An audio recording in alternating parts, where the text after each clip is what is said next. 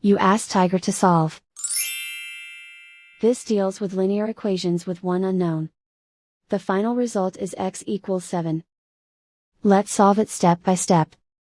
Group all x terms on the left side of the equation. Add x to both sides. Group like terms. Simplify the arithmetic. Group like terms. Simplify the arithmetic.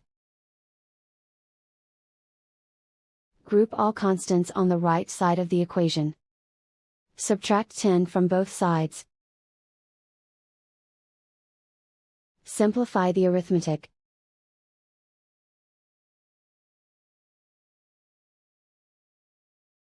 Convert the x into a positive number. Multiply both sides by -1.